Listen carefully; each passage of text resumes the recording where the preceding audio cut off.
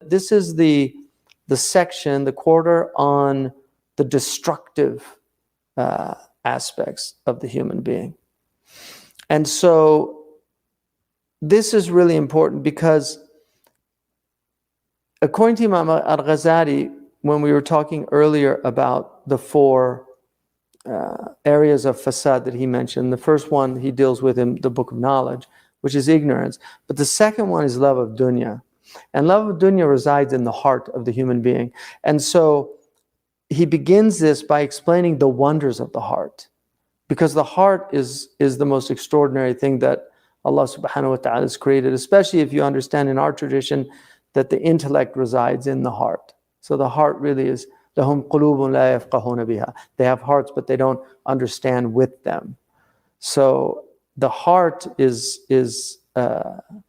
filled with ajaib. So he goes into this because the heart is what Iblis is after. The destruction of the heart is literally the goal of Iblis. So the muhlikat are going to focus on looking at what happens, these destructive qualities. And then riyadatun nafs, why we have to exercise our souls. The fact that he uses this word, and this was a word that the spiritual masters of Islam used, the fact that they use the same word for physical exercise, riyada, is very interesting because you see people all over, especially where we live in California. There's people up at 5 in the morning jogging because they want to keep their bodies physically in good shape. And usually it's the more wealthier people that exercise more. If you look at CEOs and people like this, they're always very fit and they take care of themselves. And some of them even talk about this because the body is everything to a lot of these people. This is their world. They reside in their bodies, but they forget that they have souls. And so just like you have exercise for the body, you have exercise for the soul. Just as you can strengthen the muscles of your physical being, you can strengthen your spiritual muscles. Just as you can really beautify your outward through attention to taking care of it, you can beautify your inward through attention to taking care of it. So this is really, I think, a very important concept, the idea of exercising the soul. And then he has the book called Kasru Shahwatain, which is breaking the two desires, because he really saw at the root of the human problem was the appetites. That if you could not control your appetites, you had no discipline. There's a really brilliant, he was president of the University of Chicago. His name was Robert Maynard Hutchins. And I read a speech that he gave. He was honored at the end of his life. And he gave a very interesting speech. And in that speech, one of the things that he said that really struck me, he said, I've been listening to all these people praise me and say what a great man I am. But I have a question for myself, and I'll present it to you. If I'm such a great man, why have I never been able to give up smoking? And obviously people laughed. It's a funny remark. But I actually think he meant it in a much deeper way. That if I'm such a great man, why have I never been able to discipline myself? And that's something, that's a really important question. Why do incontinence, which now means physicians know this word to mean somebody who can't control their urine or their feces. So they literally urinate in their pants or they soil themselves. That's called incontinence. So like in the hospital, they'll write incontinent to stool and urine. Akrasia, which is where the word comes from, the Greek word incontinence, was traditionally used in ethical traditions to mean people that could not control their appetites.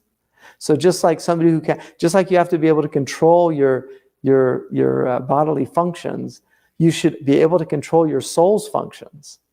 So there's an incontinence to the soul that is similar to soiling yourself. So just as you're incontinent to stool and urine, and soiling your physical body, if you're incontinent ethically and spiritually, you're soiling your soul with the najasa. It's the same idea. And so he really saw if you could control your food, which is one of the reasons why we're fasting, is because food is such a big problem with human beings. If you can control your food, and then if you can control your genitals, if you control your tongue, all these things become easier with those basic controls. And this is why traditionally you have the human being is created in a triune nature. He's been created with reason, with will, and with appetite. So these are powers or faculties of the one soul. So they're different dimensions. So the reason is meant to control. Imam al-Ghazali calls this the rider on the elephant. You need to control the rider or the jockey on the horse. And then you have the appetites. You have the will of the beast, which is his irascibility. And this is called the quwwa al-ghadabiyya, the irascible nature. That nature is meant to ward off harm. And then you have the concupiscent nature, which is meant to accrue benefit. So it's jalb al-masalih wa dar al-mafasid. But it has to be regulated by the intellect. And so that's why kasr al-shahwatain is so important, because if you can control these, if you can break these two, you don't want to destroy them, but you want to break their will so that you control them, just like you break a horse by training it. It's called siyasa, yasusa al-hisan. Just like you control a horse, you have to train it. The trainer has a lead rope, and then usually has a whip. And he trains the horse to prepare it to be ridden, because a horse needs to be broken. Because if it's not broken, it rides the rider, and then it's going to throw you off like bucking bronco.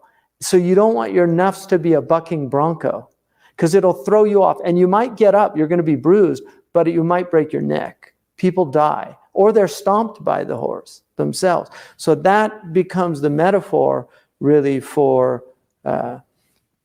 controlling the self. And then afatul lisan, the dangers of the tongue, because the tongue brings, according to the hadith, which Imam Nawawi puts as a foundational hadith, the tongue will take people to the hellfire. Right? People enter, he said they'll be dragged in the hellfire because hasaidu al-sinatihim, because of the harvest of their tongues.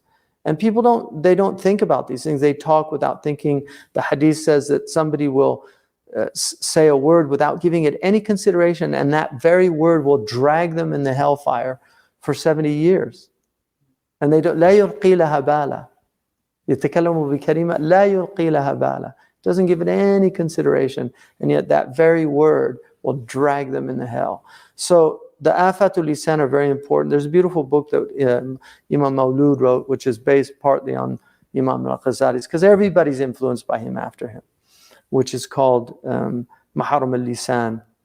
And then you have dhamm al-ghadab wal-hiqd wal-hasad, which anger, resentment, and envy. So he puts these together because they're all related, because envy is a type of anger. You're angry that God gave somebody something he didn't give you. And resentment is hiqd is one of the worst qualities of vile human beings.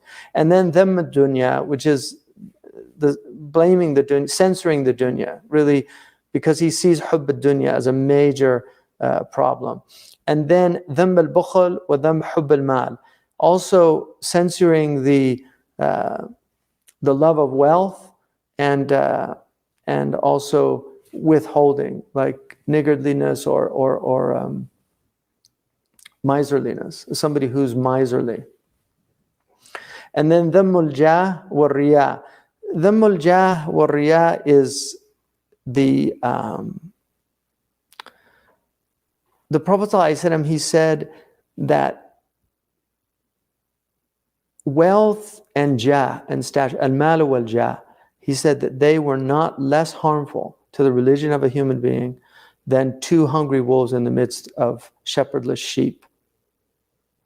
Jah is your position in the world. It's one of the things that Imam al-Ghazali gave up. And so, and then he has dhamm al-kibr wal-ujab, which is censoring or really exposing pride and vanity, which are different. Kibr is in relation to other people. Vanity is in relation to yourself. You don't need another person to be vain. You can be vain just looking in the mirror, but you need another person to be mutakabbir, which is to be arrogant.